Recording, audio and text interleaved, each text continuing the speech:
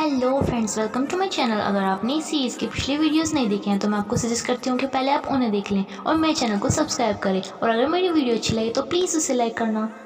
Episode की starting में जिन्नी सबको ये बताता है कि वो उसकी फियांसी है और माइक फेंक कर सबके सामने, पूरी पब्लिक के सामने उसे पकड़कर उसको किस करता है, जिसे देखकर सब बहुत ज़्यादा शॉक में हो जाते हैं और वह चिपको एक्ट्रेस तो बेहोशी हो जाती है। फिर जिन टैरन को पकड़कर वहाँ से लेके चला जाता है। अगले दिन ब्रश करते टाइम टैरन ये बोल रही होती है कि जिन ऐसा कैसे कर सकता है, मुझे उससे शादी नहीं करनी है। जिन से बदला लेने के लिए वो उसका ब्रश कुत्ते से झूठा करवा देती है और फिर वहीं पे रख देती है। फिर टैरन जिन से बोलती है कि तुम इतने सारे लोगों के सामने ऐसा कैसे बोल सकते हो कि तुम मुझसे शादी करोगे, तुम झूठ में ऐसा कैसे बोल सकते हो, मेरा सिर्फ घर तुम्हारे पास है, इसका मतलब ये नहीं है कि तुम झूठ में मेरे बारे में कुछ भी बोलते फिरोगे।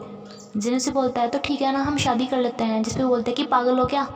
जिन से बोलता है कि फिर सब कुछ ठीक हो जाएगा, मैं तुम्हें कोई हार्म नहीं पहुँचाऊँगा। जिस पे टैरन उसे मना करके दरवाज़ा बंद कर लेती है। जिन उसे बोलता है कि ये निकलो मेरे घर से, जिसमें बोलते हैं कि ये मेरा घर है और मैं बचपन से आ रही हूँ। फिर जिन उसे बोलता है कि अच्छा तुम्हें अपना घर वापस चाहिए या नहीं चाहिए, जिस पे वो कुछ सोचती है और एकदम बाहर निकल के आती है। जिन उसे बोलता है कि चलो एक डील करते हैं, हम शादी करेंगे और 1 साल बाद हम एक दूसरे को डाइवोर्स दे देंगे, जब तक कि ये जो मीडिया का इशू है ये थोड़ा कम हो जाएगा।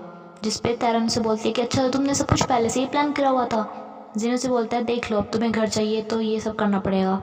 ये बोल के वहाँ से चला जाता है। दूसरी तरफ टिफ़नी अपने कंपनी के सीईओ को समझा रही होती है कि जिन इस लड़की को डेट नहीं कर रहा है, वो तो उसने साशा के साथ कपल करना पड़े इसलिए उसने प्रेशर में आके ये सब बोल दिया था। जिस पे उसका मैनेजर से डांट रहा होता है और फिर उसकी कॉल कट कर देता है। उसके पास कुछ लड़कियाँ आती है जो कि उसे बोलती है कि किसी कंपनी ने उनके साथ काम करने के लिए बंद कर दिया है जिनजाए की वजह से। फिर दूसरी लड़की आके बोलती है कि इस कंपनी ने हमें जो एडवर्टाइजमेंट दी थी, उन्होंने ये बोल दिया कि हमें तो एक अनमेरिड एक्टर चाहिए अपनी ऐड के लिए और वो तो अभी शादी करने वाले हैं। टिफ़नी इस बात से बहुत ज़्यादा परेशान हो जाती है और वो एकदम फ़ोन करती है किसी पे और बोलती है कि जो कुछ भी हुआ है मीडिया को ये बोलो कि वो सब ऐसे ही, उससे ज़्यादा माइंड ना करे, उस पर ज़्यादा ध्यान ना दे। तभी जिन वहाँ पर आता है और उसने फ़ोन छीन लेता है। जिन आके उसे बोलता है कि जैसे कि लोग मेरे बारे में कुछ ज़्यादा ही, मेरी लव लाइफ के बारे में कुछ ज़्यादा ही क्यूरियस हैं, तो क्यों ना मैं शादी कर लूँ। जिस पे वो चौंक जाती है। टिफ़नी बोलती है कि मुझे पता है तुम ये सब सिर्फ साशा से बचने के लिए कर रहे हो। लेकिन जिन उसे बोलता है कि नहीं, ऐसा कुछ नहीं है, और जब मैं शादी कर लूँगा तो लोग मेरी पर्सनल लाइफ और मेरी लव लाइफ के बारे में ज़्यादा इंटरेस्टेड भी नहीं दिखेंगे, क्योंकि उन्हें पता होगा कि मैं मैरिड हूँ और मेरा एक बहुत ज़्यादा बड़ा सिरदर्द ख़त्म होगा और फिर मैं सही से रहूँगा। शौकीन को भी ये बात पता चलती है कि टैरन से जिन शादी करने वाला है, तो वो उसको बुलाती है और बोलती है कि हमें तुम्हें उसके साथ शादी करने के लिए इंकरेज करना चाहिए। जिस पे वो काफ़ी परेशान दिख रही होती है। टैरन बोल रहे होते हैं कि मुझे सिर्फ तुम्हारी वजह से ये सब करना पड़ रहा है क्योंकि तुमने मेरा घर उसे दे दिया। शौकीन से बोलते हैं कि कितनी अच्छी बात है, तुम्हें तुम्हारा घर भी मिल जाएगा और मेरी वजह से कितना अच्छा काम हुआ है, मैंने तुम्हारा घर उसे दिया, उसके बाद ही तुम उससे मिली। टिफ़नी जिन के बारे में सोच लेती है। फिर वो टैरन से मिलने के लिए जाती है। टिफ़नी उसे समझाती है कि इस 1 साल की शादी में तुम्हें उसके साथ रहना और उसके बाद तुम डिवोर्स कर लेना, लेकिन इस 1 साल में बाद में ऐसा नहीं होना चाहिए कि तुम ये बोलो कि मुझे तो जिन से सच में प्यार हो गया है और अब मुझे शादी तोड़नी नहीं है। जिस पे टैरन बोलते हैं कि मैं ऐसा कुछ नहीं करूँगी, मुझे इसमें कोई इंटरेस्ट नहीं है। फिर टिफ़नी उसे बोलते हैं कि तुम्हें अपना घर वापस लेने के लिए ऐसा करना ही होगा। जिस पे वो मान जाती है, क्योंकि उस घर के साथ उसके पापा की और उसकी मम्मी की बहुत सारी मेमोरीज जुड़ी हुई थी। वो एक पेपर जिनज़े के पास लेके आती है, जिस पे कुछ शर्तें लिखी होती हैं उसने ही। फर्स्ट चीज़ उसमें लिखी होती है कि उन्हें दोनों को एक साथ 1 साल के लिए रहना है, जिसके बाद वो घर अपने आप ही टैरन का हो जाएगा। दूसरा चीज़ उसमें लिखी होती है कि उन्हें कोई भी लाइन क्रॉस नहीं करनी है, और अगर जिनज़े ने कुछ ऐसा किया या ऐसे करने की कोशिश भी की तो वो घर टैरन का हो जाएगा लीगली। जिनियस सुनकर उसे बोलता है कि मुझे तुम्हारे अंदर कोई इंटरेस्ट नहीं है। तीसरी चीज़ उसने लिखी होती है कि दोनों को ही उन दोनों के हैबिट्स का ख्याल रखना होगा और एक दूसरे की रिस्पेक्ट रखनी होगी। फिर जिन से वो पेपर ले लेता है और वो भी उसमें कुछ शर्त लिखता है। जैसे कि वो फर्स्ट लिखता है कि जैसे कि हम दोनों नॉमिनली पति पत्नी हैं, तो पब्लिक के आगे हम अच्छे से बिहेव करेंगे और एक दूसरे के साथ कोऑपरेट करेंगे। दूसरी बात वो उसे बोलता है कि तुम ये बात किसी को नहीं बताओगी कि हमारी शादी एक कॉन्ट्रैक्ट मैरिज है, और अगर ऐसा किया तो वो घर तुम्हारा कभी नहीं हो पाएगा। शौकीन अपने फ्रेंड को बता रही होती है कि देखो, अगर टैरन ने उसके साथ शादी कर ली तो वो तो बहुत बड़ा सुपरस्टार है और फिर हमारा ये जो बस है ये भी बहुत ज़्यादा फेमस जाएगी और हमारे प्रोडक्ट दूर दूर तक बिकेंगे। जिस पे उसका फ्रेंड बोलता है कि लेकिन टैरन इसमें खुश नहीं है, जिसकी बात वो काट देती है। फिर जिन और टैरन अपनी एंगेजमेंट के लिए तैयार होके जाते हैं और जिनकी मम्मी भी उन्हें टीवी में देखती है। तैरन टेबल पे बैठते ही एक ड्रिंक पीने लग जाती है, जिसपे कि जिन उसे रोकता है और बोलता है कि ऐसा मत करो, मीडिया में देख रही है और सब हमारी पिक लेने लग रहे हैं। मीडिया के सामने उसकी बहुत केयर करके दिखा रहा होता है। टिफ़नी को उन दोनों को एक साथ देख के काफ़ी जेलस हो रही होती है। जिन की दादी उसकी मम्मी से बोल रही होती है कि जिन को इस लड़की को एक बार हमें तो दिखाना चाहिए था, घर पर लाना चाहिए था। फिर जिन और तैरन फ़ोटोशूट करवाते हैं। उसके बाद डॉक्टर का सीन आता है। उसके हॉस्पिटल के नर्स भी उनकी शादी के बारे में बात कर रही होती हैं, जिसे सुनकर उसे थोड़ा गुस्सा आ रहा होता है। टिफ़नी तैरन की शादी के लिए एक ड्रेस खरीदने के लिए आती है, जो कि उसकी वेडिंग ड्रेस होती है, लेकिन वो काफ़ी सैड दिख रही होती है।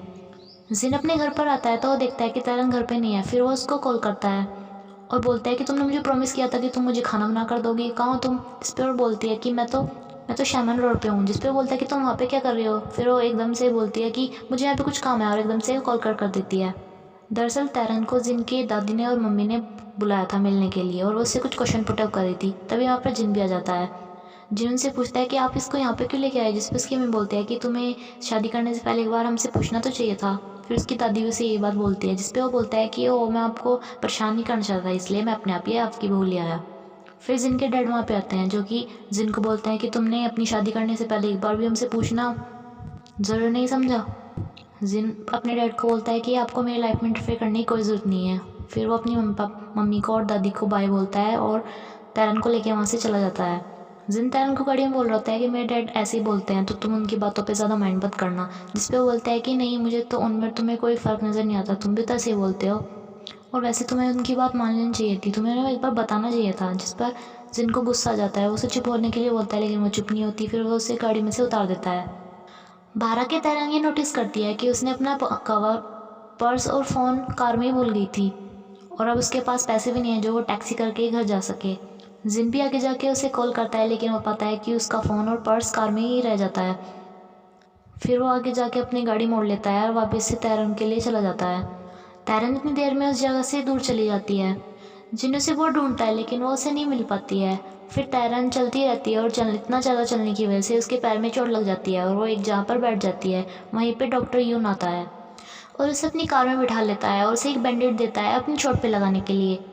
तैरन यून को थैंक यू बोलती है और उसे कहती है कि अगर जिन में तुम्हारी जितनी अच्छाई का 10% भी होता ना, तो कितनी अच्छी बात होती। जिस पे बोलता है कि तुम क्या उससे शादी करने वाली हो?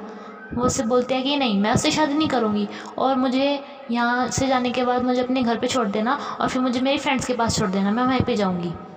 जिन ढूंढ ढांड का घर पे आता है, और फिर वो तैरन को आवाज़ लगाता है, और वो उस टाइम तक घर पे नहीं पहुँची होती। फिर वो टीवी देखने लग जाता है, लेकिन टीवी में बहुत न्यूज़ आई रहती है कि जंक्शन रोड पे एक लड़की किडनैप हो गई। फिर वो उस पर से हटा देता है। फिर वो दूसरे चैनल पर लगाता है, जिस पे आ रहा होता है कि एक लड़की का मर्डर हो गया।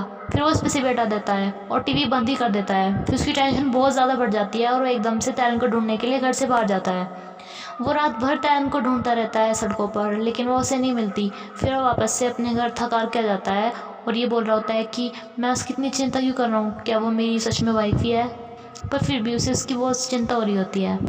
तैरन ने ड्रिंक कर रखी होती है, और वो अपनी फ्रेंड शौकीन को बोल रही होती है कि मैं कल शादी में नहीं जाऊँगी, और वो ये बोल के नशे की वजह से सो जाती है। उसके सोने के बाद शौकीन ये बोल रही होती है कि अगर तुम नहीं जाओगी तो हम अमीर कैसे होंगे। अगले दिन टिफ़नी जिन की शादी की तैयारियों में लगी होती है, और जिन जाकर देखता है तैरन के लिए, तो उसे एक लेटर मिलता है जिस पर लिखा होता है कि भगवान करे कि तुम हमेशा अकेले ही रहो। जिसे पढ़ के उसे बहुत ज़्यादा गुस्सा आ जाता है, और वो एकदम से टिफ़नी को कॉल करके बताता है कि तैरन घर से भाग गई है। टिफ़नी अपने असिस्टेंट को बोलती है कि अगर तैरन शादी में नहीं आई तो तुम मीडिया को ये बोलने के लिए तैयार है ना कि टिफ़नी ने लास्ट नाइट को ही अपना प्लान चेंज कर दिया, और जिससे कि जिन बहुत ज़्यादा सैड है। जिन अगले दिन स्टेज पे सबके सामने खड़ा होता है, और सब वहाँ पे तैरन का इंतज़ार कर रहे होते हैं। वो सब बोलते हैं कि वो अब तक आई क्यों नहीं है। सब आपस में यही खुसफुस करते रहते हैं। जिसके बाद जिन माइक लेके बोलता है कि आप सबका थैंक यू कि आप मेरी शादी में आई हो। लेकिन वो आगे बोलने ही वाला होता है, लेकिन तभी शौकीन तैरन को लेके वहाँ पर आ जाती है, जिसे देखकर जिन अपनी बात को वहीं पे रोक देता है। तैरन को वहाँ पर देखकर मैंग मैंग और युनशु दोनों ही काफ़ी जेलस फील करते हैं। जिन तैरन से बोल रहा होता है कि तुम इतनी देर में क्यों आई हो। तैरन उसकी बात का कोई जवाब नहीं देती। जिन काफ़ी खुश हो रहा होता है तैरन को देखकर। फिर वो दोनों एक दूसरे के सामने खड़े हो जाते हैं। दोनों शादी के लिए यस बोलते हैं, और फिर उनकी शादी हो जाती है। फिर उन दोनों को शादी के लिए किस करनी होती है, जिस पर कि लोगों को ये लगता है कि जिन तैरन को किस कर रहा है, लेकिन रियल में वो उसके काफ़ी पास आकर उसे ये बोलता है कि यहाँ पर कोई सीन क्रिएट मत करना, और तुमने कितनी ज़्यादा पी हुई है, तुम्हारे मुंह से कितनी स्मेल आ रही है। फिर दोनों मीडिया के सामने हंस के फ़ोटो खिंचवाते हैं। यहाँ पर एक लड़की को दिखाया जाता है जो कि मैंग मैंग की तरफ को स्माइल पास कर रहा होता है। फिर मैंग मैंग फ्लैशबैक में जाती है जहाँ पर वो लड़का उसी कुछ हेल्प कर रहा होता है, जिसके बाद मैंग मैंग भी उस लड़के को देखकर स्माइल पास करती है। टिफ़नी अपने बॉस से बात करने के लिए जाती है, जिस पर उसका बॉस उसे काफ़ी डांट रहा होता है। फिर वो एक आइसक्रीम बस को देखती है और उसके पास जाती है, जहाँ पर एक लड़का ये बोल के आइसक्रीम बांट रहा होता है कि आज मेरी फ्रेंड की शादी है, इसलिए मैं फ्री में आइसक्रीम बांट रहा हूँ। वो टिफ़नी को भी कॉफ़ी देता है। टिफ़नी उससे पूछती है कि जिन दोनों की शादी होने वाली है उसमें से तुम्हारी फ्रेंड कौन है, जिस पे बताती है कि ये है मेरी फ्रेंड, देखा कितनी क्यूट है ना। टिफ़नी को उस पर गुस्सा आ रहा होता है तैरन के ऊपर, तो वो स्टिकर को फाड़ देती है, जिसपे टिफ़नी का तैरन का फ्रेंड बहुत दुखी होता है और उससे बोलता है कि ये तुमने क्या किया, तुमने मेरी फ्रेंड की पिक क्यों फाड़ दी। फिर टिफ़नी गुस्से में उसकी बस को भी एक किक मारती है और बोलता है कि लो मैंने तो किक भी मारी है, अब तुम क्या कर लोगे। वो उसे बोलता है कि अगर तुम्हारी वजह से मेरी गाड़ी ख़राब हुई तो तुम्हें इसके लिए पे करना पड़ेगा, जिसपे कि वो उसे एक और किक मारती है और उसके ऊपर पैसे फेंक कर चली जाती है कि लो अपनी कार को ठीक करा लेना। वो पैसे काफ़ी ज़्यादा होते हैं। शादी करने के बाद तैरन और जिन को कुछ एड्स करने के लिए मिलती हैं, जहाँ पर वो जाते हैं। तैरन एक हॉट एयर बैलून को देखने के बाद ये बोलते हैं कि वाह ये कितना ऊपर उड़ रहा है, जिसपे कि जिन उसे घूर कर देखता है। फिर एक सीन आता है जिसमें कि तैरन एक हॉट एयर बैलून को देखकर ये बोल रही होती है कि वाह ये कितना प्रेटी है। तभी उसके पास जिन आता है और उसे बोलता है लेकिन तुमसे ज़्यादा प्रेटी नहीं है, और वो उसकी काफ़ी क्लोज हो जाता है, जिसके बाद तैरन अपनी आंखें बंद कर लेती है। तैरन को लगता है कि वो उसको किस करेगा, लेकिन वो ये बोलता है कि तुम्हें क्या लगा कि मैं तुम्हें किस करूँगा। दरअसल वो दोनों एक ऐड के लिए शूटिंग कर रहे थे।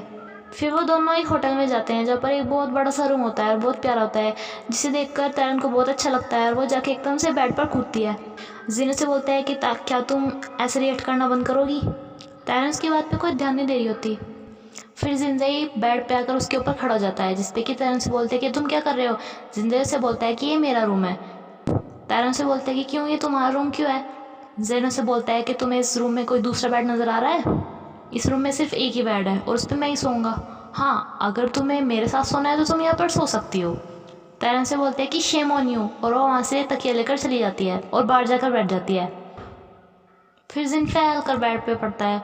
फिर वो तैरन को चिढ़ाने के लिए जाता है और उसे बोलता है कि देखो कितना अच्छा होटल है और तुम यहाँ पर बाहर बैठी हो बेचारी। तैरन से बोलते हैं कि मुझे यहाँ से बाहर का व्यू काफ़ी अच्छा दिखाई दे रहा है और तुम ये सब कुछ मिस करोगे अंदर बैठ के। फिर जिन उस पर हंसता है तो वो बोलता है कि मैंने कुछ मजाक किया क्या। जिन से बोलता है कि तो ठीक है यहीं पे रहो, लेकिन यहाँ पे रात को बहुत ज़्यादा मच्छर लगते हैं। जिस पे तैरन से बोलता है कि मैं अंदर नहीं जाऊँगी, चाहे मुझे सारे मच्छर खा जाए लेकिन मैं फिर भी अंदर नहीं जाऊँगी। शौकीन अपने फ्रेंड को बोल रहे होते हैं कि उसने तुम्हें पैसे दिए हैं फिर भी तुम उसके पैसे वापस करने दे रहे हो, क्या तुम उसे लाइक करने लगे हो। जिस पे बोलता है कि नहीं मैं किसी के एक्स्ट्रा पैसे बिना बात नहीं ले सकता। फिर वो उसके पैसे वापस करने के लिए जाता है, बट टिफ़नी उससे पैसे नहीं लेती है और उसे पैसे देकर वापस भेज देती है। तैरन बाहर बहुत परेशान हो रही होती है और जिन कार्टून देख रहा होता है और वो उसे चिढ़ाने के लिए ज़ोर ज़ोर से हंस रहा होता है, जिसपे कि उसको बहुत ज़्यादा गुस्सा आ रहा होता है। फिर तैरन अंदर जाती है। जिन से बोलता है कि तुम क्या कर रही हो। तैरन से बोलती है कि मैं सोफ़े पे जाकर सोऊंगी, जिसपे वो उसे पकड़कर बाहर भेज देता है और उसे बोलता है कि तुम तो बोल रही थी कि चाहे मुझे सारे मच्छर काट ले मैं फिर भी अंदर नहीं आऊँगी, अब क्यों आ रही है अंदर। फिर अपने आप जाके सो जाता है। तैरन को बाहर बहुत ज़्यादा मच्छर काट रहे होते हैं। फिर परेशान होकर अंदर आ जाती है और चुपके से जिन सो जाता है उसके साइड में आके उसका ब्लैंकेट लेके सो जाती है। तभी जिन एकदम से उठ जाता है। जिन से बोलता है कि तुम यहाँ पे क्या कर रही हो, और उससे वो कंबल ले लेता है और वो अपना कंबल उसे नहीं देती। उन दोनों की ऐसे ही जीना चपटी होती रहती है और बाद में तैरन उससे कंबल छीन ही लेती है। जिन को एक आइडिया आता है और वो अपनी सॉक्स उतार के उसे तैरन को सुंघाने लग जाता है, जिसमें से बहुत अजीब स्मेल आ रही होती है। फिर तैरन भी अपनी सॉक्स उतारते हैं और वो भी जिन को वो सॉक्स सुंघाने लग जाती है। फिर जिन को एक आइडिया आता है और वो अपनी पैंट उतार देता है, जिसपे कि तैरन एकदम से चिल्ला के भाग जाती है। फिर वो अपनी पैंट ऊपर करके आराम से उस बेड पर अकेला सोता है। नेक्स्ट सीन में दिखाया जाता है कि तैरन और जिन एक ज्वेलरी की कंपनी के लिए एडवर्टाइजमेंट कर रहे होते हैं, जहाँ उसे रिंग पहना रहा होता है। उसे उसके सामने डायलॉग बोलना होता है कि ये बहुत प्रेशियस है लेकिन तुम इससे भी ज़्यादा प्रेशियस हो। लेकिन पास आके उसे बोलता है कि अगर तुम पूरी उम्र भी काम करोगी ना तब भी जाके तुम्हें इतने पैसे नहीं मिलेंगे कि तुम इस रिंग को ख़रीद सको। तभी एकदम से वहाँ पर एक शावर चलता है और वो दोनों एक दूसरे को शावर के पानी खिलाने लग जाते हैं और वो दोनों एक दूसरे के पीछे भाग रहे होते हैं और पानी एक दूसरे के ऊपर डाल रहे होते हैं। ऐड की शूटिंग ख़त्म होने के बाद तैरन वो सारी ज्वेलरी इकट्ठा कर रही होती है वापस से कंपनी को देने के लिए, लेकिन उसे नोटिस होता है कि जो रिंग थी वो खो चुकी थी, दरअसल वो रिंग वहीं पे गिर गई थी जहाँ वो पानी में खेल रहे थे।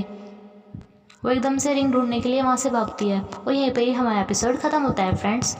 अगर आपको मेरी वीडियो अच्छी लगी हो तो प्लीज़ इसे लाइक करिएगा और मेरे चैनल को सब्सक्राइब करिएगा और मुझे कमेंट करके बताना कि आपको इस ड्रामा की स्टोरी कैसी लगी। Thank you friends.